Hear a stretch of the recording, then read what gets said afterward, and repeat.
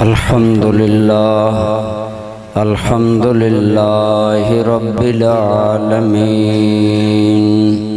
Wassalatu wassalamu ala sayyidil anbiya'i wal mursaleen wa ala alihi wa ashabihi ajma'in.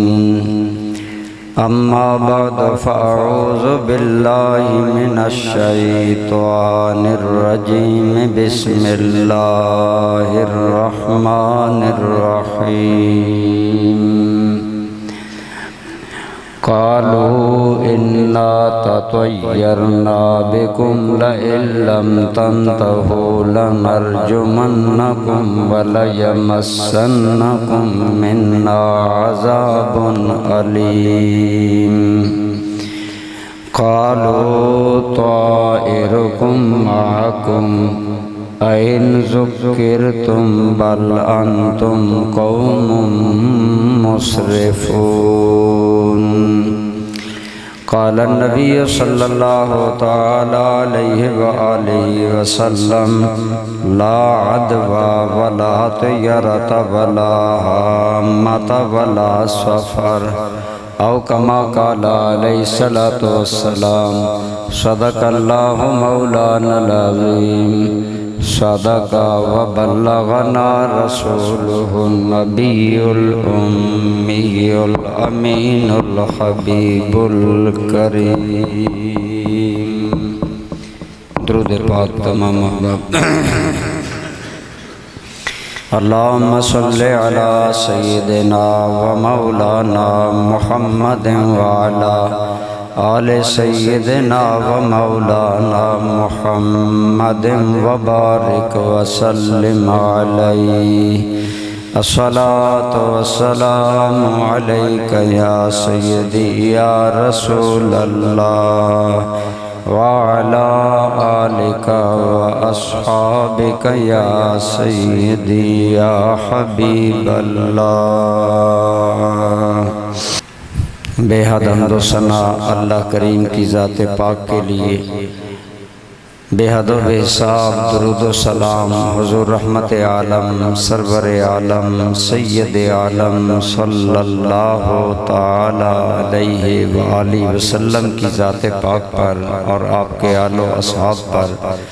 اس کے بعد برادران اسلام، آج ظفر المظفر کا پہلا جمعہ ہے، یعنی دوسرے اسلامی مہینے کا پہلا جمعہ ہے. دوسرے اسلامی مہینے کا نام ہے سفر. اس کے بارے میں لوگوں کے اندر بعض غلط قسم کے تصورات خیالات ہیں اور ان کے مطابق وہ عمل بھی کرتے ہیں. اس کے بارے میں آج میں آپ کی خدمت میں قرآن و حدیث کی روشنی میں چند باتیں عرض کرنے کی کوشش کروں گا. سفر کے بارے میں یہ نقطہ نظر کہ یہ مہینہ سخت ہے اور نحوست والا ہے، خصوصاً اس کے 13 پہلے دن بڑے سخت ہیں. ان میں اگر مصیبت آئے تو پھر سارا سال مصیبتیں جاری رہتی ہیں. یا یہ نظریہ کہ سفر میں بلائیں نازل ہوتی ہیں، لہٰذا ان بلاؤں کو ٹالنے کے لیے پھر صدقہ تو اسلام میں جائز ہے، لیکن اس کو نتھی کر دیا جاتا ہے کہ گندم ابالو اور وہ صدقہ کرو، یہ چیز کرو وہ چیز. اس طرح کی سفر کے بارے میں لوگوں کے اندر غلط نظریات رائج ہیں. ان کے بارے میں عرض یہ ہے کہ یہ چیز کہ کسی چیز کو منحوس سمجھنا، کسی مہینے کو منحوس سمجھنا، کسی دن کو منحوس سمجھنا، کسی بندے کو منحوس سمجھنا، جیسے آج ہماری جاہل عورتیں اپنی جوں ہی بچے کی شادی ہوئی بہو اپنے ماں باپ چھوڑ کر ان کے گھر میں آئی تو اب بات شروع ہو گئی، یہ بڑی منحوس ہے، جب سے ہمارے گھر میں آئی ہے ہمارا بچہ بھی ٹھیک نہیں ہو رہا، وہ ہو گیا، یہ ہو گیا۔ اسی طرح کسی آدمی کے بارے میں یہ گمان کر لینا کہ یہ بندہ منحوس ہے، یا کسی پرندے کے بارے میں جیسے الو کے بارے میں سمجھا جاتا ہے کہ یہ بڑا منحوس پرندہ ہے، یا اگر بلی راستے سے گزر جائے تو کام سے واپس آ جانا کہ اب میرا کام نہیں ہوگا، خصوصاً کالی بلی نے راستہ کاٹ دیا اب تو کام ہونا ہی نہیں ہے۔ اسی طرح ہمارے ہاں بہت سی باتیں معاشرے میں آج تک موجود ہیں، یہ سب زمانہ جاہلیت کی باتیں ہیں جو آگے بڑھ رہی ہیں۔ چونکہ ہمارے اس بر صغیر میں ہندو زیادہ رہتے ہیں، ان کے ساتھ رہنے سہنے کی وجہ سے ہمارے مسلمانوں کے اندر بھی یہ توہم پرستی، یہ باطل نظریات اور یہ خیالات در کر آئے ہیں، اور پھر اس پر لوگ عمل بھی کرتے ہیں کہ سفر میں کوئی نیا کام نہیں کرنا چاہیے، نئے کپڑے نہیں پہننے چاہیے، بچوں کی منگنی نہیں کرنی چاہیے، شادی نہیں کرنی چاہیے، اگر نکاح ہو بھی جائے تو رخصتی نہیں کرنی چاہیے۔ یہ ساری کی ساری چیزیں جہالت پر مبنی ہیں اور عقیدہ توحید اور اللہ کی تقدیر پر ایمان میں کمزوری کا رزلٹ ہے۔ مسلمان کو یہ باتیں زیب نہیں دیتی۔ میں نے آپ کے سامنے سورہ یاسین میں سے 2 آیات طیبات تلاوت کرنے کا شرف حاصل کیا۔ قرآن کریم میں 4 جگہ اس بات کا ذکر آیا ہے کہ پہلی قومیں بھی کسی کو منحوس سمجھتی تھیں، بدشگونی لیتی تھیں، بدفعلی لیتی تھیں۔ جیسا میں نے کہا اگر بلی گزر جائے تو کام نہیں ہوگا، اگر فلاں بندہ جی مجھے آج نظر آیا صبح وہ منحوس مل گیا میرے سارے کام نہیں ہوئے، یہ سب یعنی کسی کو منحوس سمجھنا یا نحوست کا نظریہ یا بدفعلی کا نظریہ یا بدشگونی کا نظریہ یہ بہت پرانے چلے آ رہے ہیں۔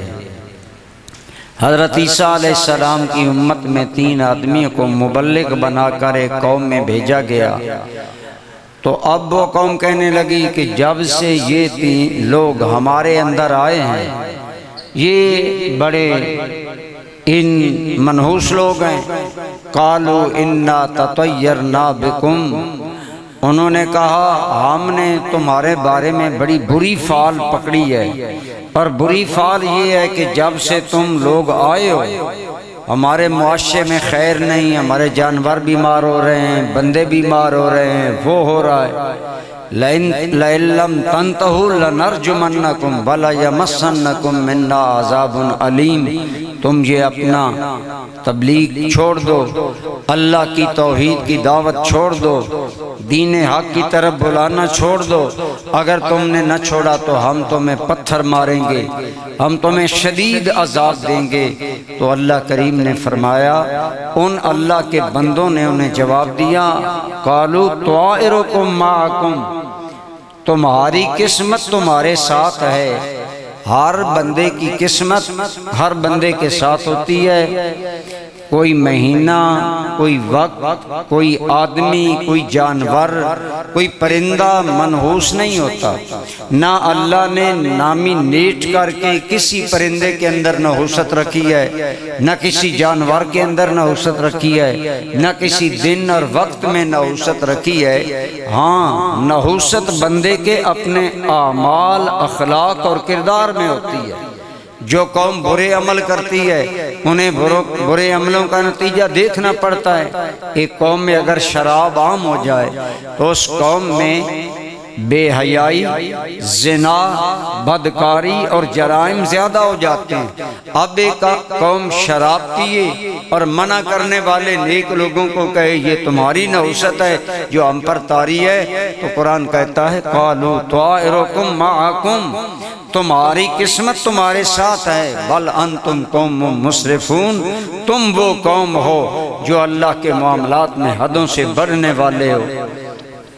جب کوئی قوم اللہ کی نافرمانی اختیار کرتی ہے اللہ اس قوم کے حالات کو اس کے مطابق تبدیل کر دیتا ہے۔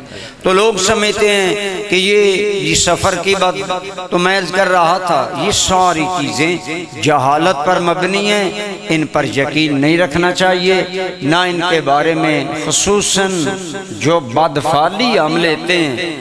اب اسی کا ایک آگے اگلا قدم یہ ہے، ایک بندہ بیمار ہو گیا، ٹھیک نہیں ہو رہا، ہم گئے جی کہا جی حساب کریں اس بندے کو کیا ہے، تو عموماً حساب کرنے والے نہ دین سے باخبر ہیں، نہ اسلام سے، نہ قرآن سے، نہ حدیث سے، انہوں نے تو اپنا کاروبار چمکانا ہوتا ہے۔ وہ کہتے ہیں جی آپ کو واقعی کسی نے کچھ کیا ہے، پھر انٹ شنٹ انہوں نے چند باتیں رٹی ہوتی ہیں، وہ کہہ دیتے ہیں آپ کے خاندان میں ایک ایسی عورت ہے، اس کی آنکھیں ایسی ہیں، ایک مرد ایسا ہے، وہ ایسا ہے، آپ کہتے ہیں جی باتیں تو ان کو بالکل۔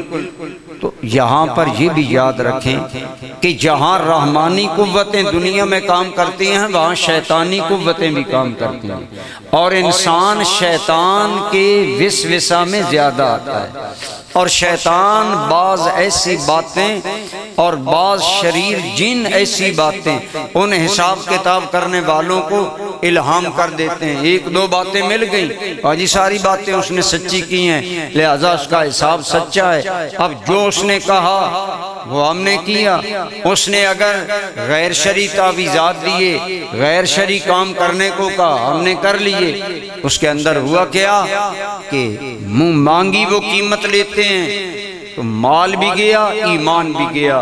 حدیث پاک ہے جو آدمی نجومی آدمی کے پاس جائے اس ارادے سے کہ اس کی باتیں ٹھیک ہیں، اس کی باتوں پر عمل کرے نہ کرے، صرف نجومی کے پاس جانے سے بندہ مومن کی 40 دن کی نمازیں ضائع ہو جاتی ہیں۔ اب نمازیں اس نے بیچارے نے پڑھی، لیکن نجومی کے پاس یا ایسے بے علم اور بے شریعت لوگوں کے پاس جانے سے ہی اگر 40 دن کی نماز ضائع ہو جاتی ہے تو بتائیں اور بدبختی، نحوست، بے برکتی اور ذلت اور رسوائی اور زندگی کی کتنی پریشانیاں آئیں۔ قرآن کریم بارہا اس چیز کا میں نے کیا 4 مقامات پر قرآن کریم میں یہ نحوست کے نظریے کو ذکر کیا گیا، سورہ بنی اسرائیل میں، سورۃ نحل میں اور سورہ یاسین کے اندر میں نے آپ کے سامنے تلاوت کیا۔ تو اس طرح بار بار یہ بات کی گئی کہ یہ نحوست والا کنسیپٹ، بدشگونی والا کنسیپٹ یا یہ باتیں یہ لوگوں میں تھیں، لیکن آپ جانتے ہیں ہمارے آقا کریم آئے، آپ اللہ کے آخری نبی ہیں، آپ نے دین مکمل کر دیا اور معاشرے کی ہر سطح پر پائی جانے والی خرابی کو رسول رحمت نے دور فرما دیا۔ آپ نے شرک کا رد کیا، آپ نے توہم پرستی کا رد کیا، آپ نے اس بات کا بڑی قوت اور زور کے ساتھ رد کیا کہ نفع اور نقصان کا مالک صرف اللہ ہے، اللہ کے علاوہ اور کسی کے ہاتھ میں اللہ نے نفع اور نقصان کا اختیار نہیں رکھا۔ نفع اور نقصان دینے کا ایک حدیث میں آپ کے اور میرے کریم آقا صلی اللہ علیہ وسلم کا بڑے واضح ارشاد ہے۔ حضرت عبداللہ ابن عباس جو آپ کے چچا زاد بھائی ہیں، وہ چھوٹے سے آپ کے پاس آتے تھے، انہیں بچپن سے شغف تھا سرکار کو دیکھنا، باتیں سننا، تو وہ بہت بڑے بعد میں عالم بن گئے، بہت بڑا انہیں مقام ملا۔ حضرت عبداللہ ابن عباس کو آپ نے فرمایا، اے ابن عباس جب بھی مانگو تو اللہ سے مانگو اور اللہ ہی پر توکل رکھو، اگر ساری کائنات مل کر بھی تمہیں کوئی نفع یا نقصان پہنچانا چاہے، اللہ نہ چاہے تو کوئی کچھ نہیں کر سکتا۔ اور یہی اسلام کا بنیادی کنسپٹ ہے، اور یہی عقیدہ توحید کا تقاضا ہے کہ نفع اور نقصان کا مالک اللہ ہے۔ مالک وہ ہوتا ہے جو اپنی مرضی کرتا ہے، اور نفع اور نقصان میں مالک اللہ ہے، وہ جو چاہتا ہے کرتا ہے، اور جو وہ چاہتا ہے وہی ہوتا ہے۔ ہاں وہ کسی چیز کو کسی نفع کا سبب بنا دے یہ الگ بات ہے۔ اللہ نے ہی دواؤں میں شفا رکھی، تو وہ دوائیاں جن کے ذریعے بندے کو شفا ہوتی ہے وہ نفع کا مالک نہیں، نفع کا مالک اور خالق اللہ ہی ہے۔ وہ نفع کا باعث ہیں۔ باعث کا معنی ہوتا ہے سبب، بولی کیا؟ سبب۔ اللہ بعض چیزوں کو شفا کا سبب بنا دیتا ہے تو وہ باعث ہوتی ہیں، مالک یا خالق نہیں ہوتی۔ خالق نفع کا بھی اللہ ہی ہے، نقصان کا بھی اللہ ہی ہے، اور اللہ ہی کریم جس کو چاہتا ہے جو نقصان دیتا ہے۔ اس لیے یہ کنسپٹ ایک بندہ مومن کو، جب بندہ لا الہ الا اللہ کہتا ہے، ہم لا الہ الا اللہ تو پڑھتے ہیں، ہم اس کے تقاضے نہیں سمجھتے۔ لا الہ الا اللہ کا معنی ہے کوئی معبود نہیں، کوئی عبادت کے لائق نہیں مگر صرف اللہ، اور اس کے اندر معبود وہ ہوتا ہے جو زندہ ہو، معبود وہ ہوتا ہے جو مختار مطلق ہو، معبود وہ ہوتا ہے جو قدرت کاملہ کا مالک ہو، معبود وہ ہوتا ہے جو کسی جہت سے مجبور نہ ہو۔ دنیا کا بڑے سے بڑا آدمی بعض اوقات بیٹے سے مجبور ہو جاتا ہے، بعض اوقات بیٹا باپ سے مجبور ہو جاتا ہے۔ اسی لیے اللہ نے اپنی توحید بیان کی، لم یلد ولم یولد، وہ ماں باپ اور اولاد کے رشتوں سے بالا تر ہے۔ اللہ الصمد، وہ بے نیاز ہے، سارا جہان اس کا محتاج ہے، وہ کسی کا محتاج نہیں ہے۔ تو سورہ اخلاص کا جو درجہ ہے اعلیٰ، یہ آپ جانتے ہیں ثلث قرآن ہے، قرآن کا تیسرے حصے کا پڑھنے کا ثواب ملتا ہے اگر سورۃ اخلاص آپ دل سے پڑھیں۔ عموماً وظیفہ بنائیں، اس کو پڑھا کریں، میں آپ کو عرض کرتا بھی رہتا ہوں۔ اس کے اتنا اعلیٰ درجے ہونے کی وجہ یہ ہے کہ اس کے اندر اللہ تعالیٰ کی توحید کو خوب نکھار کر بیان کیا گیا کہ اللہ کریم کی ذات کسی کی محتاج نہیں، سارا جہان اس کا محتاج ہے، اس کا کوئی رشتہ و پیوند نہیں، نہ خونی رشتہ، نہ جسمانی رشتہ، نہ جسدی رشتہ، نہ ہی اور کوئی ایسا رشتہ جس سے وہ مجبور ہو سکے۔ وَلَمْ يَكُنْ لَهُ كُفُوًا أَحَدٌ، اور اس کا کائنات بھر میں کوئی ہمسر نہیں، کوئی مد مقابل نہیں، کوئی برابر کا نہیں۔ تو جب وہ مالک ہے، خالق ہے، مختار کل ہے، قادر مطلق ہے، تو پھر ہمارا یہ عقیدہ ہے۔ آپ کو یاد ہوگا ہمارے ابتدائی ایمان کی شرائط میں ہے آمنت باللہ وملائکتہ وکتبہ ورسلہ والیوم الآخر والقدر خیرہ وشرہ من اللہ تعالی والبعث بعد الموت۔ ہمارا عقیدہ ہے تقدیر میرے حق میں، یاد رکھیں خود تقدیر کوئی بھی بری نہیں، بندے کے حق میں اچھائی یا برائی کا تعین ہوتا ہے۔ دو آدمیوں نے کشتی کی، جو جیت گیا اس نے کہا تقدیر اچھی تھی، جو ہار گیا اس نے کہا تقدیر بری تھی۔ اچھائی یا برائی کی نسبت بندے کی جہت سے ہے، پیدا کرنے کے حوالے سے وہ خیر کل کا مالک ہے۔ اس نے جو بھی کیا خیر کیا، اس نے ظلمت کو بنایا اس لیے تاکہ نور کی قدر ہو، اس نے دن کو بنایا تاکہ رات کے اندھیروں کے مقابلے میں دن کی قدر ہو، اس نے علم کو بنایا تاکہ جہالت کی بے قدری اور علم کا قدر ظاہر ہو۔ ازداد اس نے اس لیے بنائی تاکہ ایک چیز کی حیثیت ظاہر ہو، باقی بری یا اچھی چیز ہمارے حوالے سے ہے۔ لیکن ہمارا عقیدہ ہے میرے حق میں کوئی تقدیر اچھی ہے یا بری، اس کا خالق کون ہے؟ بولیے، سارے بولیں۔ جمعہ کا دن ہے، شاید ہماری یہی گواہی توحید میں قبول ہو جائے۔ ساری چیزوں کا خالق کون ہے؟ تقدیر کا خالق کون ہے؟ بندے کے ہاتھ میں اچھائی ہو یا برائی ہو، دونوں، شکست اور فتح دونوں کا خالق، ظلمت اور نور دونوں کا خالق، علم اور جہالت دونوں کا خالق، پستی اور بلندی دونوں کا خالق اللہ ہے۔ اللہ کی جہت سے تو کوئی خرابی نہیں، خرابی ہماری جہت سے ہوتی ہے، لیکن ہمارا یہ عقیدہ ہے جو بھی ہوتا ہے ہمارے حق میں اچھا ہو یا برا ہو، وہ کس کی طرف سے ہوتا ہے؟ جب یہ یقین ہو تو پھر بندہ مومن۔ آج ہمارے اندر سفر کے بارے میں یہ چھوٹی چھوٹی باتیں جو میں نے کی، شروع میں بندے تھوڑے تھے، میں دوبارہ دوہرا دیتا ہوں، یہ سفر سخت مہینہ ہے، اس کے پہلے دن 13 سخت ہوتے ہیں، اس کے اندر بلائیں اترتی ہیں، وہ ہے یہ ہے، سب جہالتے ہیں، ان کا کوئی تعلق نہیں۔ ایک ایمان ایسی نعمت ہے اگر تیرے اور میرے دل میں سرایت کر جائے، خدا کی قسم زندگی کی ہر مشکل حل ہو۔ جس دل میں یہ بات پختہ ہو جائے کہ ہر چیز کا خالق اللہ ہے اور ہر چیز ہوتی اسی کی طرف سے ہے، وہ چاہے تو ہوتا ہے اور وہ نہ چاہے تو۔ وَمَا تَشَاءُونَ إِلَّا أَن يَشَاءَ اللَّهُ، تم کچھ بھی نہیں چاہ سکتے اگر اللہ نہ چاہے۔ وہی مالک و مختار ہے ہر چیز کا۔ فرمایا کوئی فرق پتہ نہیں زمین پر گرتا، کوئی پرے کاہ نہیں ہلتا مگر اس کی اذن سے۔ جو ہوتا ہے وہ مختار مطلق ہے، قادر مطلق ہے، خالق مطلق ہے۔ ہر چیز کا بلا شرکت غیر مالک ہے، کوئی اس کا کسی حوالے سے کوئی شریک نہیں ہے، اور اس کی ذاتی ہر حوالے سے مالک و مختار ہے۔ یہ عقیدہ اگر مومن کا مضبوط رہے تو پھر یہ کوئی باتیں نہیں کہ یہ متعدی بیماری ہیں۔ میرے آقا کریم نے فرمایا لا عدوہ ولا طیارتا ولا حامت ولا سفر، یہ بخاری شریف کی حدیث ہے۔ فرمایا لوگو یہ مرض کا ایک بندے سے دوسرے کو لگنا اس کی حقیقت کوئی نہیں۔ صحابہ کرام آپ جانتے ہیں عرب لوگ اونٹ زیادہ رکھتے تھے۔ انہوں نے کہا یا رسول اللہ یہ خارش والا اونٹ اگر باقی اونٹوں میں چلا جائے تو باقی کو بھی خارش تو ہو جاتی ہے۔ فرمایا یہ بات تم جو کرتے ہو یہ بتاؤ پہلے اونٹ کو خارش کس نے لگائی؟ باقی سارے تو ٹھیک تھے، پہلا اونٹ جو خارش زدہ ہے اس کو خارش کس نے لگائی؟ گویا بتایا ظاہری اسباب میں جو متاثرہ بندہ ہو اس کو باقیوں میں نہیں جاننا چاہیے۔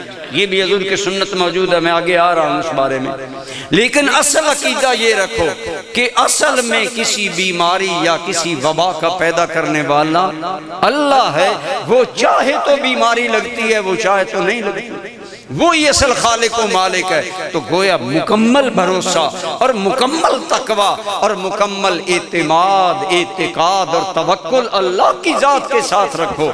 باقی رہا یہ نہ رکھو کہ یہ ادوا ہے یہاں سے اس کو بیماری لگی، یہ نہ کہو، تمہیں علم بھی نہیں، حقیقت علم کا بھی تمہیں علم نہیں ہے۔ لیکن فرمایا لا ادوا ولا طیارتا، یہ فالیں بدگمانیاں لینا کوئی چیز نہیں ہے کہ جی بلی گزر گئی تو کام نہیں ہوگا، الو بولا تو یہ نحوست پھیلے گی، یہ جی فلاں آدمی منحوس ہے، کچھ لا عدوہ ولا طیارتا ولا حامہ۔ میرے کریم نے فرمایا یہ نحوست والے عقیدے جو بعض وقتوں، ٹائموں، مہینوں سے تم نے خاص کر لیے، ولا سفرہ، اور سفر کے اندر جو باتیں لوگوں کے ذہنوں میں کچھ بھی نہیں، ان سب کو ذہن سے نکال دو اور ایک بات دل میں پختہ کر لو کہ ہر نفع نقصان کا خالق بولو کون ہے؟ مالک کون ہے؟ مالک وہ ہوتا ہے جو مرضی کرتا ہے، نفع و نقصان۔ یہاں ایک بات ضمناً میں عرض کر دوں، یہاں بعض بندے توحید کا ایک غلط انداز اپناتے ہیں کہ اللہ کی عظمت و شان ہے کہ وہ نفع نقصان کا مالک ہے، اور اس میں کوئی شک نہیں کہ نفع و نقصان کے انبیاء بھی نہ خالق ہیں نہ مالک ہیں، لیکن مالک کی نفی ہونے کا یہ مطلب نہیں کہ انبیاء باعث بھی نہیں، سبب بھی نہیں۔ کائنات میں ساری خیر کا سبب اللہ کے نبی نے، کائنات میں جس کو جو بھی نفع اور خیر ملتا ہے اس کا سبب اللہ کے نبی ہوتے ہیں۔ ایمان سے بڑا اور نفع دینے والی چیز کیا ہے؟ اور ایمان کا سبب کون ہے؟ کائنات کو ایمان کہاں سے ملتا ہے؟ تو میں نے عرض کیا نفع اور نقصان کا خالق بھی اللہ، مالک بھی اللہ۔ انبیاء یا کوئی غیر اللہ نہ نفع کا مالک ہے نہ خالق ہے، ہاں نفع نقصان کے باعث سبب ہیں، اور اس میں بھی محتاجی ہے کہ اللہ نے جس کو چاہا سبب بنا دیا، جس کو چاہا نہیں بنا دیا۔ تو خود وہ سبب بننے والا بھی اللہ کا محتاج ہے اور اللہ غیر محتاج ہے، سمد اس کی ذات ہے۔ تو یہ عقیدہ بیسیکلی آج ہمارے اندر یہ بدگمانیاں، یہ بدفعلیاں اور یہ باتیں اس لیے ہیں کہ ہمارا یہ عقیدہ کمزور ہو رہا ہے کہ ہر چیز کا خالق، ہر نفع، ہر نقصان، ہر تقدیر، ہر چیز کا خالق اللہ ہے، اور اسی کے ہاتھ میں۔ اللہ کریم نے بالکل واضح نہیں فرمایا بے یاد ہل خیر، اسی ہی کے ہاتھ میں خیر ہے۔ اللہ کے پاس ہی خیر ہے، خیر کا اصل خالق مالک منبع اللہ کی ذات کو جانو۔ اس لیے جب سارے خیر کا منبع اللہ ہے تو پھر کہیں اور امید وابستہ کرنا یہ عقیدہ توحید کے عظیم تقاضوں کے خلاف ہے، عقیدہ تقدیر کے خلاف ہے، جو آج ہم بدشگونیاں یہ باتیں لیتے ہیں۔ اسی لیے ہم چھوٹی چھوٹی حرکتیں کرتے ہیں، بظاہر یہ حرکتیں چھوٹی سی نظر آتی ہیں لیکن ان کا اثر دور تک ہوتا ہے۔ ایک حدیث پاک میں میرے آقا کریم نے فرمایا بدشگونی لینا شرک ہے، اور 3 مرتبہ یہ ارشاد فرمایا، ترمذی و ابو داؤد کی حدیث میں 3 مرتبہ فرمایا یہ بدگمانی لینا شرک ہے۔ محدثین نے فرمایا وجہ یہ ہے بدگمانی شرک کا سبب بنتا ہے، جب تم نے بدگمانی لی کہ یہ کام ہوا تو ایسا ہو جائے گا گویا تو نے اس کے صادر ہونا اللہ کے بغیر اس کو مان لیا۔ چونکہ یہ بات اس طرف لے جاتی ہے اور اللہ کی ذات پر کامل توکل و اعتماد کے عقیدوں کو متاثر کرتی ہے، اس لیے سختی کرتے ہوئے آپ نے فرمایا کہ بدگمانی بھی ایک مقام میں شرک ہو جاتی ہے، یعنی یہ بھی اتنا بڑا گناہ بن جاتا ہے۔ تو اس لیے ہمیں ان بدگمانیوں سے بالاتر ہونا چاہیے، اور اپنا پہلا میں نے عرض کیا ہمارا تقدیر پر عقیدہ کمزور ہے۔ ساری تقدیر کا خالق اللہ ہے، جب اللہ ہے تو پھر یہ سمجھ لینا کہ ایسا ہوگا۔ ہاں جو باتیں حقیقت میں ہوتی ہیں اور ہیں وہ ساری اسباب، مثلا کسی آدمی کو نقصان ہوتا ہے نظر بد لگنے سے، سرکار نے فرمایا کہ نظر حق ہے، نظر بد لگتی ہے یہ جانور کو ہنڈیا میں پہنچا دیتی ہے اور انسان کو قبر میں پہنچا دیتی ہے۔ اب کیا نظر نے اس کو پہنچایا؟ نہیں، نظر کو اللہ نے سبب بنایا نقصان، حقیقت میں نفع نقصان اللہ کی طرف سے ہے، لیکن بتا دیا کہ نظر لگ سکتی ہے اور اس کا توڑ بھی بتایا کہ نظر سے بچنے کا طریقہ کیا ہے۔ آگے میں عرض کرتا ہوں، تو میں مین جو بات عرض کر رہا ہوں جس پر میرا فوکس ہے وہ یہ ہے کہ یہ بدگمانیاں، یہ ضعف اعتقادیاں ہمارے اندر کیوں پیدا ہوتی ہیں؟ 2-3 چیزیں مین ہیں۔ اس میں پہلی چیز یہ ہے کہ ہمارا تقدیر کے بارے میں عقیدہ پختہ نہیں رہتا۔ اس کے بارے میں اپنا عقیدہ پختہ رکھیں کہ تمام تقدیروں کا خالق کون ہے؟ بولیے اللہ، اور مالک بھی وہی ہے۔ وہ چاہے تو تقدیر بدلتی ہے، وہ نہ چاہے۔ اسی لیے ایک تقدیر کی قسم ہے تقدیر مبرم، جو سوائے اللہ کے اپنے ارشاد کے نہیں بدلتی۔ بعض تقدیریں معلق ہوتی ہیں، اللہ نے ان کو معلق کر دیے ہوتے ہیں، یہ ہوگا تو ایسا ہوگا، اور وہ ایسا ہوتا ہے تو ہوتا ہے جب تک وہ اللہ کی مشروع چیز نہیں پائی جاتی۔ مثلا ایک آدمی نے شادی کی، 8 سال اس کا اولاد نہ ہوئی، لیکن اگلی شادی کی تو اولاد ہوگی، تو اللہ کی بارگاہ میں اس کی اولاد والی تقدیر معلق تھی، دوسری بیوی کے ساتھ شادی ہو گئی ظاہری۔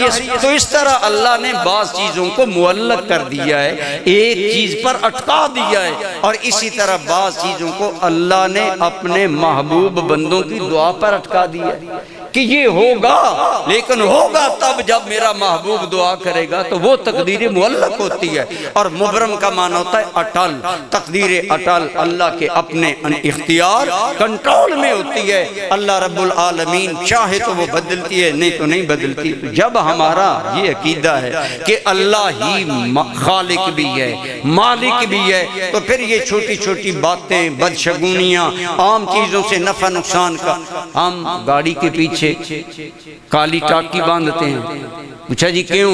اس لیے کہ نظر نہ لگے۔ بارات جا رہی ہے، دولہے کے ہاتھ میں ہم نے چھری دے دی، میں نے دیکھا ایک مرتبہ بڑی اس پر عجیب قسم کا کپڑا اور رنگ والے بہت خوبصورتی کے ساتھ لپیٹی، میں نے کہا یہ کیا ہے؟ کہنے لگے چھری ہے۔ میں نے کہا کیوں؟ دولہا کو نظر نہ لگے، دولہا کو کوئی نقصان نہ ہو جائے، یہ چھری گویا حفاظت کر رہی ہے۔ تو وہ جہالتیں ہیں، یہ وہ ہماری عقیدہ تقدیر اور توکل علی اللہ کے خلاف نظریات ہیں، جنہیں اللہ رسول پسند نہیں کرتے، بلکہ بندہ مومن کو تمام تر نفع و نقصان کا خالق بھی اللہ کو ماننا چاہیے، مالک بھی اللہ کو ماننا چاہیے۔ جیسا کہ میں نے عرض کیا مالک انبیاء بھی نہیں، انبیاء باعث ہیں، سبب ہیں۔ اللہ نے جن چیزوں میں انہیں نفع کا سبب بنایا وہ بنے، اور چیزوں کو سبب بنایا وہ بنے، ورنہ اصل اختیار اللہ تعالیٰ کے پاس ہے۔ اس لیے ان بدشگونیوں سے، ان چھوٹی چھوٹی باتوں سے بچنا چاہیے۔ فرمایا وَلَا سَفَرَ، جو سفر کے اندر تمہارے اعتقادات ہیں، سخت مہینہ ہے، 13 دن سخت ہیں، بلائیں اترتی ہیں، وہ ہوتا ہے، یہ ہوتا ہے، ان کی کوئی حیثیت نہیں۔ اسی طرح سفر کے آخری بدھ کے بارے میں ایک کنسپٹ عوام میں چل رہا ہے کہ بدھ کے آخری سفر کو سرکار کریم صلی اللہ علیہ وسلم کو سیت ہوئی، آپ نے غسل فرمایا اور ایک باغ میں آپ سیر کے لیے گئے۔ اب ہندوستان میں بعض لوگ اس دن سیر بھی کرتے ہیں، خوشیاں بھی مناتے ہیں، اور اس کا ایک حصہ ہمارے پاکستان میں بھی چلتا ہے کہ سفر کے آخری بدھ کو جی چوری روزہ ہوگا، روزہ رکھیں گے، سرکار کو سیت ہوئی اور وہ روزہ چوری سے کھولیں گے، خود بھی کھائیں گے، اوروں کو بھی کھلائیں گے، اور وہ گھر گھر تحفے تحائف جاتے ہیں۔ اس تمام چیز کی کوئی حقیقت نہیں۔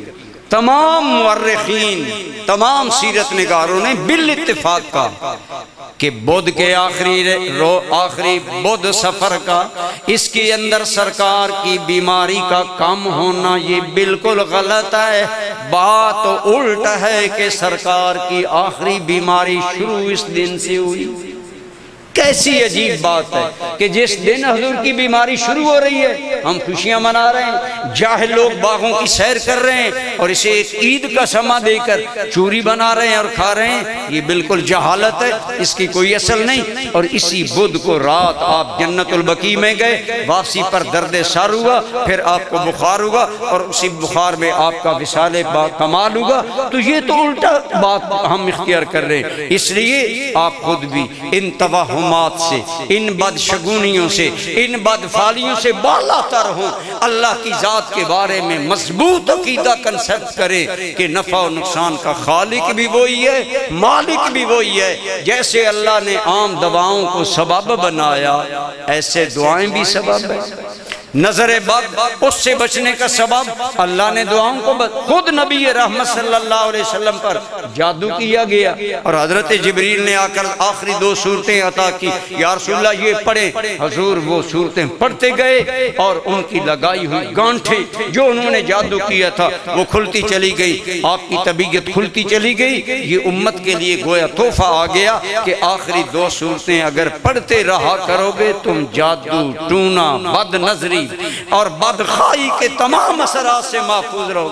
ہم وہ کام نہیں کرتے جن میں کوئی محنت۔ کتنے میرے پاس آتے ہیں، میں پوچھتا ہوں آپ کو قرآن آتا ہے، میں ایک آیت آپ کو بتاتا ہوں، آپ پڑھیں انشاءاللہ۔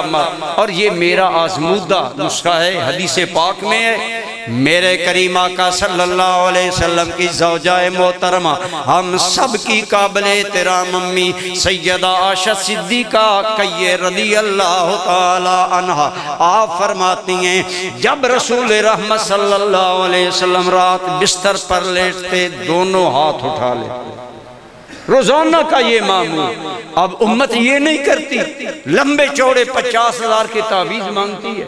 اللہ کی قسم یہ کرو جادو نہیں ہوگا۔ یہ میرا آزمودہ مسئلہ ہے۔ مجھے کسی نے کہا، ایک آدمی نے، میں آپ کو ایسا کر دوں گا۔ میں نے حضور امت سے عرض کیا، مسکرایا، آپ نے فرمایا تیرا بال بھی بیکا نہیں ہوتا، کچھ بھی نہیں ہوگا۔ لیکن یہ حدیث پاک، میرے کریم آقا صلی اللہ علیہ وسلم رات کو لیٹتے اور لیٹ کر تینوں کل پڑھتے، آخری تینوں کل پڑھ کر ہاتھ پر پھونکتے، چہرے پر، سر پر، اپنے مبارک شانوں پر اور بدن کریم تک، وہاں تک ہاتھ لے جاتے جہاں لیٹے لیٹے ہاتھ پہنچتا۔ اور حدیث میں جو آدمی یہ عمل معمول بنا لیتا ہے اس پر کوئی جادو اثر نہیں۔ آسان سی بات ہے، لیکن کون کل پڑھے، کون یہ تردد کرے؟ حضرت امام حسن و حسین بہت خوبصورت تھے، نظر لگ جاتی۔ حضور نبی رحمت صلی اللہ علیہ وسلم انہیں ایک خاص دم فرمایا کرتے، روایات میں آتا ہے خاص دم ان کو آپ فرمایا کرتے، اور وہ دم کیا تھا؟ اعیذکما بکلمات اللہ التامات من کل شیطان وہامت ومن کل عین لامہ۔ اے حسن و حسین، میں اللہ کے کامل کلمات کی برکت سے تمہیں اللہ کی پناہ میں دیتا ہوں، ہر شیطان سے، ہر بد نظر سے اور ہر بدخواہی کرنے والے سے۔ آپ یہ 3 مرتبہ پڑھتے اور حسنین کریمین کو دم فرما دیا کرتے، تو گویا بتایا بیماریاں بھی آتی ہیں، مصائب بھی آتے ہیں، ساری باتیں ہیں، لیکن ہمارا عقیدہ ہے کہ ہیں اللہ کی طرف سے، اور اللہ رسول نے جو ان کے باعث اور سبب بنا دی۔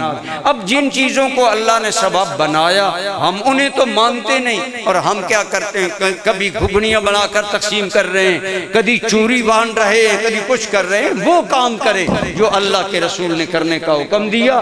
سفر کے اندر یہ بات آج کی تقریر آپ نے گھروں میں جا کر کرنی ہے۔ سرکار کا ارشاد گرامی ہے، بلغوا انی ولو آیا، میری ایک بھی شریعت کی بات پتہ چلے تو آگے کیا کرو۔ اب دیکھیں، میں عموماً یہ بات کرتا ہوں، ہم میں سے ہر بندہ چاہتا ہے جی مجھے فلاں، ہم اولیاء اللہ کے پاس دعائیں لینے جاتے ہیں۔ آپ ایمان سے بتائیں وہ کتنا خوش قسمت انسان ہے جس کے لیے ایڈوانس حضور دعا فرما رہے ہیں۔ ایک دعا ہے جو سرکار نے ایڈوانس کی، اس دعا میں تو بھی آ سکتا ہے، میں بھی آ سکتا ہوں۔ میرے آقا کریم صلی اللہ علیہ وسلم نے فرمایا، نَدَّرَ اللَّهُ رَجُلًا مِّنْ أُمَّتِي سَمِعَ مَقَالَتِي وَوَعَاهَا وَأَدَّاهَا، او کما قال علیہ السلام۔ کتنی عظیم دعا میرے کریم نے دی، فرمایا اللہ میری امت کے اس بندے کو سرسبز و شاداب رکھے۔ بتائیں جسے مصطفیٰ سرسبز و شاداب کہیں، دو جہاں کی شادابیاں اس میں ہوں گی کہ نہیں؟ فرمایا اللہ میری امت کے اس بندے کو سرسبز و شاداب رکھے، خوش و خرم رکھے۔ کون سا بندہ؟ من سمع مقالتی، جس نے میری کوئی حدیث سنی، میری کوئی بات علماء نے سنائی اور اس نے غور سے سنی، وَوَعَاهَا، پہلے سنی توجہ سے، وَوَعَاهَا، پھر دل میں محفوظ کر لی یعنی یاد کر لی، وَأَدَّاهَا، اور پھر وہی بات آگے میرے کسی امتی کو پہنچا دی۔ فرمایا یہ کام تم کرو، میری شادابی کی دعائیں تمہیں نصیب ہوں۔ یہ ہم نہیں کرتے۔ اب آپ اتنی تقریر سن رہے ہیں، آپ گھر جا کر کریں۔ وہ عورتیں جو ضعف الاعتقادی کی وجہ سے غلط عقیدہ، بہترین مکان بنایا، اوپر کنی مودھی مار دی جی نظر نہ لگے۔ بھئی جس گھر میں آیت الکرسی اور آخری 3 میں ممبر پر بیٹھ کر بیٹھا ہوں، آپ کو عرض کر رہا ہوں، ایک میرا دوست تھا، اس نے یہ جانور رکھی ہوئی تھی، وہ بڑا پریشان جی میری جھوٹیاں مر جاتی ہیں، وہ ہے جی بیمار ہیں جی، ایسا ایسا۔ میں نے اس کو کہا چودھری صاحب آپ ہر روز 1 مرتبہ آیت الکرسی اور 3 مرتبہ آخری کل پڑھ کر واڑے میں اور اپنے آپ کو دم کر دیا کریں، انشاءاللہ آپ کے نہ جانوروں کو کچھ ہوگا نہ آپ کو ہوگا۔ ہم دوبارہ گئے حافظ جاوید صاحب کے علم میں، وہ بڑا خوش و خرم کہنے لگا کہ جب سے وہ دم کیا ہے اللہ نے باغ لگا دی۔ ہم کرتے نہیں، ہمارے پاس قرآن سنت نبی رحمت کی شریعت رحمت آ چکی ہے، ہم نہیں۔ اس لیے یہ چھوٹی چھوٹی بد اعتقادیاں، بد فالیاں لینا، یہ بلی گزر گئی میں واپس، تو اتنا ارادے کا کمزور ہے کہ ایک کالی بلی نے تیرا عقیدہ خراب کر دیا۔ تیرا توکل اپنے رب پر نہیں، جن کا توکل رب پر ہوتا ہے۔ صحابہ کا کمال توکل کا تھا۔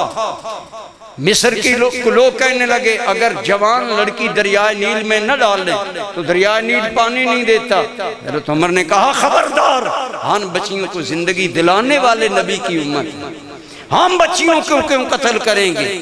جاؤ دریا کے پاس۔ ایک روایت میں دریا کو میرا حکم سناؤ، اور ایک میں کہ آپ نے پرچی دی لکھ کر من عمر بن الخطاب عبداللہ، اللہ کے بندے عمر بن خطاب۔ یہ نہیں کہا وقت کے بادشاہ کی طرف، یہ اللہ کے بندے عمر کا پیغام ہے، اور نیل کے دریا کے نام ہے ان کنت تجری بامرک، اگر تو مرضی سے چلتا ہے فلا حاجت لنا لسیلک، پھر تیرے چلنے کی ہمیں کوئی ضرورت نہیں۔ وَإِن كُنْتَ تَجْرِي بِأَمْرِ اللَّهِ، اور اگر تو میرے رب کے حکم سے چلتا ہے تو تمہیں رسول اللہ کے خلیفے کا خلیفہ حکم دیتا ہے چلنا شروع کر۔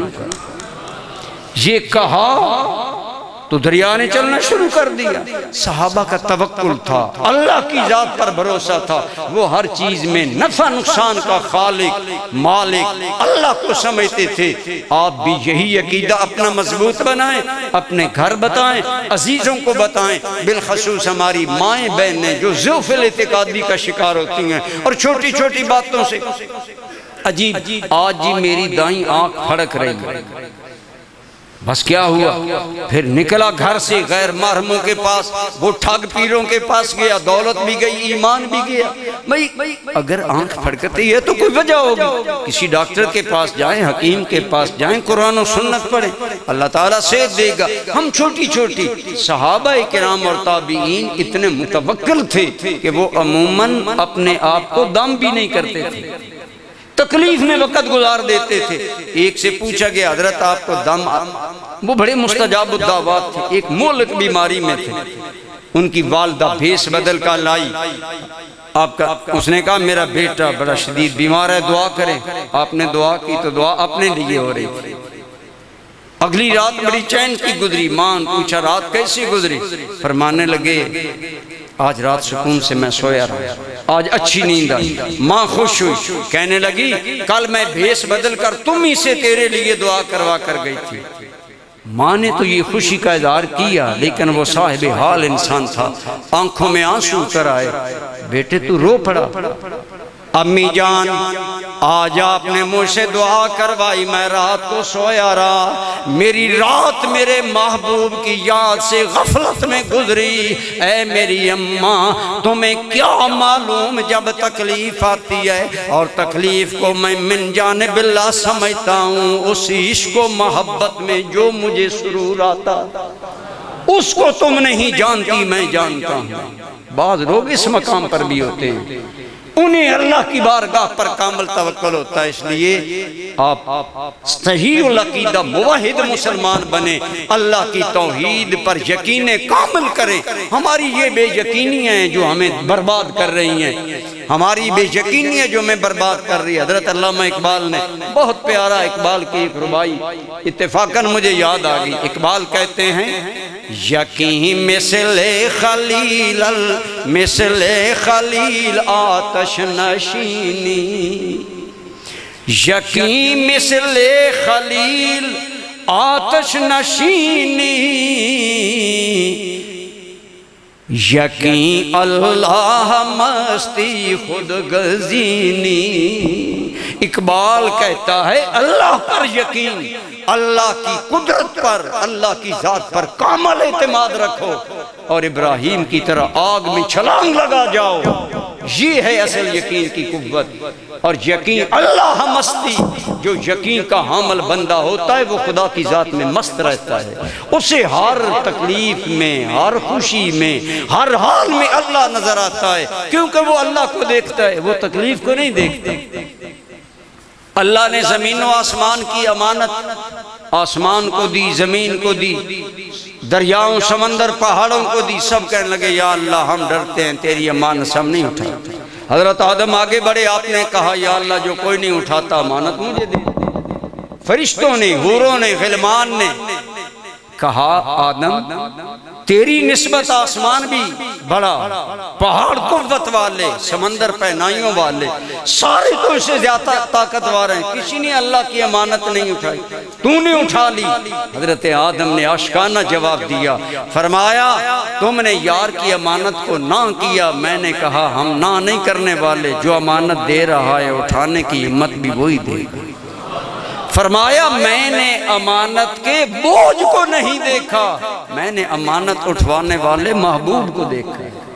جب بندہ ہر معاملے میں اللہ کو دیکھتا ہے، یقین اللہ مستی خود گزینی، اللہ کی قسم اس جملے میں توحید کی وہ رس ہے جو عام بندے کو پتہ ہی نہیں، وہ مستی، وہ کیف، وہ سرور۔ میں بے رشی فاضر ہوا، حضور ضیاء الامت کی آنکھوں میں درد تھا، میں 2-3 دن بعد دوبارہ گیا بیمار پرسی کے لیے، فرمایا کیوں آئے ہو؟ مجھے نظر آ رہا تھا کہ صحت بہتر ہے، میں نے کہا میں آیا آپ کی طبیعت ناساز تھی تو آج میں دوبارہ آپ کی خدمت میں آیا۔ یہ نہیں کہا بڑی تکلیف رہی، بڑا درد رہا، اب ٹھیک ہوں، نہیں، بلکہ جواب سنیں، بڑے دھیمے سے لہجے میں فرمانے لگے اللہ کا شکر ہے کہ اس نے ان آنکھوں سے بڑی دیر فائدہ اٹھانے کا موقع عطا فرمایا۔ جو کسے دا عاشق ہوئے اسے دی گل کردہ، سو سو کر کے مکر بہانے تے اسے دے نامردہ۔ یہ ایک عارف کی بولی ہے میاں محمد صاحب کی، اور اقبال بھی عارف تھا۔ اقبال کہتا ہے یقین اللہ مستی، یقین تو نام ہی ہے اللہ میں مست رہنے کا، اور خود گزینی اپنی ذات سے ماورا ہو جا، نہ اپنا نفع دیکھ نہ نقصان دیکھ، اپنے مالک کو دیکھ۔ سن اے تہذیب حاضر کے گرفتار، غلامی سے ہے بدتر بے یقینی۔ آج ہمارے جوانوں میں جو اسلام پر بے یقینی آ رہی ہے، اسلام کی صداقت کے بارے میں، اسلامی تعلیمات کے بارے میں جو شکوک و شبہات مغرب پیدا کر رہا ہے، اقبال نے کہا او آج کے نوجوان سن اے تہذیب حاضر کی گرفتار، غلامی سے بدتر ہے بے یقینی۔ یہ بے یقینی جو تجھے اللہ کے بارے میں آ رہی ہے، اللہ کے رسول کے بارے میں آ رہی ہے، دین کے بارے میں آ رہی ہے، یہ تیری غلامی سے بھی بدتر ہے۔ غلامی کو برا سمجھتے ہو، یہ غلامی سے بھی بری چیز ہے۔ تو یہ توہمات، بدشگونیاں، چھوٹی چھوٹی باتیں، دو باتوں میں کمی کی وجہ سے، ایک تقدیر پر ایمان کی کمزوری اور ایک اللہ پر توکل کی کمزوری، یہ دونوں چیزیں اپنے اندر مضبوط رکھیں، اپنا اللہ سے مضبوط رابطہ رکھا کریں۔ اللہ سے ایک صاحب دل نے کہا خود اللہ سے باتیں کرنا سیکھو، اپنے مالک سے خود باتیں کیا کرو، اپنے من کی باتیں کیا کرو، خود بخود اللہ کی محبت کا طریقہ بھی آ جائے گا، اس نے محبت کو نبھانے کا طریقہ بھی آ جائے گا۔ اس سے زیادہ تو سننے والا کوئی نہیں ہے نا، اور جاننے والا بھی کوئی نہیں ہے۔ تو بہرحال اس سفر کے بارے میں جتنے یہ توہمات ہیں ان سے بچنا چاہیے۔ آخری بدھ کی صحت والا کنسپٹ باطل ہے، اس دن الٹا سرکار بیمار ہوئے۔ چوری روزہ غلط ہے، جہالت ہے، نہیں رکھنا چاہیے، نہ چوری وغیرہ بنانی چاہیے، بلکہ اللہ پر توکل کو زیادہ کریں۔ بلکہ بڑی پیاری بات اعلیٰ حضرت نے فتاوی رضویہ میں لکھی، فرمایا یہ دو چیزیں کثرت سے پڑھا کرو سفر میں۔ ویسے تو عام حالات میں پڑھنی چاہیے اور آپ کو آتی بھی ہیں، ہم ایک مرتبہ برکت کے لیے پڑھ لیتے ہیں حسبنا اللہ و نعم الوکیل۔ اس کا معنی ہے ہمیں اللہ کافی ہے، اور اللہ کتنا ہی اچھا کارساز ہے۔ ہم پڑھتے ہیں لفظ، ہم ان لفظوں کی چس نہیں لیتے، چاشنی نہیں لیتے، سرور نہیں لیتے، لذت نہیں لیتے۔ حسبنا اللہ و نعم الوکیل پڑھیں اور سمجھیں کہ میرا مالک میری دل کے گہرائیوں سے سمجھ رہا۔ حدیث پاک میں آتا ہے جب بندہ کہتا ہے میرا اللہ کافی ہے، تو اللہ فرشتوں سے کہتا ہے فرشتے بتاؤ جو مجھے کہہ رہا ہے کہ میں اسے کافی ہوں، میں اس کی مرادیں کیوں نہ پوری کروں۔ یہ اللہ کی مہربانی ہے۔ حدیث پاک ہے نا جب گھر سے نکلو تو بڑی آسان سی دعا ہم نے آپ کو یاد کروائی، بھول بھی جاتے ہیں ہم۔ بسم اللہ توکلت علی اللہ لا حول ولا قوت الا باللہ۔ تحریک حی علی الفلاح کا جو دعاؤں کا کارڈ ہے اس میں پہلی دعا یہی ہے۔ اگر آپ کے پاس کارڈ ختم ہے تو لے لیں تحریک سے۔ اس کا معنی ہے کہ بندہ جب گھر سے نکلے تو پہلا جملہ بولے بسم اللہ، میں اللہ کے نام سے نکلتا ہوں، توکلت علی اللہ، اپنے رب پر توکل کیا، لا حول ولا قوت الا باللہ، یہیں تک ہے۔ العلی العظیم نہیں اس دعا میں، یہیں تک ہے۔ حدیث پاک میں اللہ کی قسم میں نے خود پڑھا، میرے کریم فرماتے ہیں جب بندہ یہ دل سے پڑھتا ہے نا تو اللہ عالم بالا سے اس کی رحمتیں نازل کرتا ہے۔ تو شیطان مایوس ہو کر دوستوں سے کہتا ہے تم اس کا کیا بگاڑو گے جس نے اپنے سارے معاملات اللہ کے آگے۔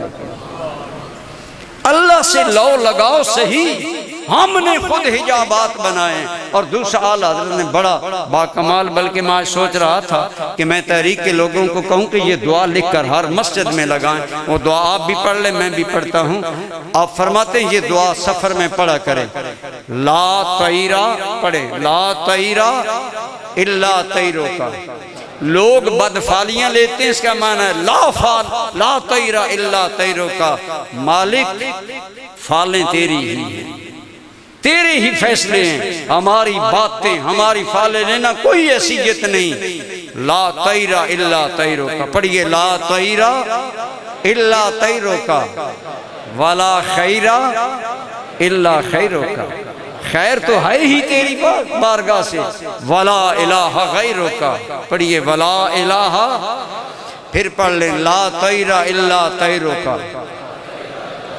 آپ کو یاد بھی ہو جانی چاہیے اگر توجہ سے پڑھیں، لا طیر، توئیں یہ را، لا طیر الا طیرک ولا خیر الا خیرک ولا الہ غیرک، تیرے بغیر ہمارا نہ کوئی معبود ہے، نہ کوئی مقصود ہے، نہ کوئی مطلوب ہے۔ جس بندہ مومن کا یہ کلمہ اللہ کی ذات پر بھروسے کے بارے میں ہو، اس کو لوائی کیا ہے؟ اللہ آپ کو اور مجھے اپنی ذات پر کامل اعتماد و توکل اور یقین رکھنے کی توفیق عطا فرمائے۔